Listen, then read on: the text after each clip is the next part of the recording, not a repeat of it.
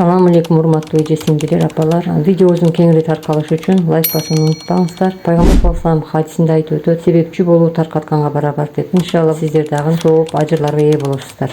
Урматтуу эжелер, сиңдилер, апалар, амансыздарбы? Аллах таалам баарыбыздын туткан орозобузду кабыл кылган болсун иншалла. Мына ушуну менен орозонун да бүтүүсүнө саналуу гана күндөр калды да. Биздин күндөгүдөй эле күн тартибибизде ниетибиз жана Куран окуу жана тахажжуд таравих намаздарына бекем болуу, садака жана дуаларды бекем аткаруу. Ниетиң түз болбосо дейт, кадыр күнү кара таштын астында Кабанын алдында дуба кылсаң дагы кабыл болбойт дейт да. Ошон үчүн ниетибизди башында туурлашыбыз керек. Ар бир иштин башында аягында дайымкыдай эле айтканыбыздай туурлап келишибиз керек экен да. Урматтуу эжелер, сиңдилер, орозонун бүтүүсүнө да саналуу күндөр калды. Ушул күндөрдүн ичинде сиздерден кечирим сурап кетейин иншалла. Аллахым баарыбыздын туткан орозобузду кабыл кылган болсун жана ошол кылган амалдарыбызды кабыл кылсын. Кадыр түндүн 1 секунду 23 жылдык саатка тете дейт да, сааттан артык дейт. Кадыр түндүн 1 минутасы 53 күндүк ибадаттан артык экен. Кадыр түндүн 1 сааты 9 жыл 8 айдан артык экен. Эми кадыр түндүн 1 кечеси 83 айдан артык дейт да. Айша радиаллаху анха энебиз айтып кетет, момундардын энеси орозонун акыркы 10 күнүндө пайгамбар саллаллаху алейхи вассалам төшөккө жатчу эмес дейт да.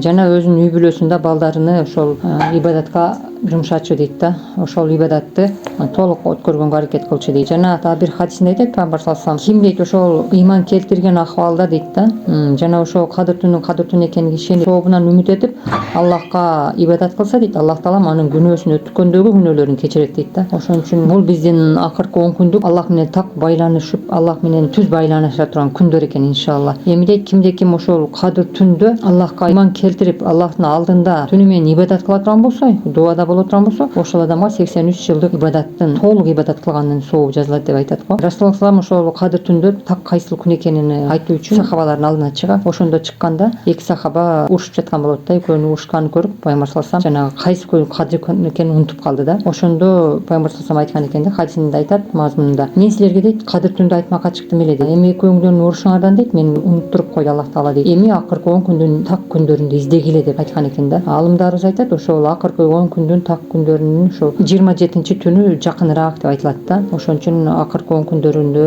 Аллах таалам баарыбыздын ибадатыбызды кабыл кылган болсун.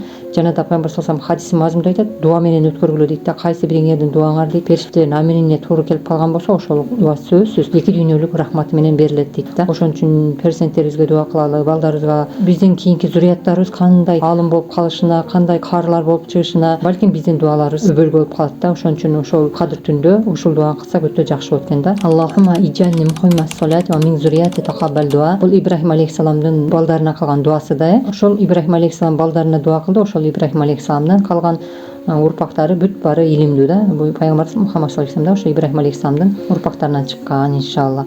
Ошон үчүн биз дагы ошол дуаны көп кылып, Аллахтын амри менен балким биз дагы ошол кары алым балдардын ата энеси болуп калышыбыз мүмкүн.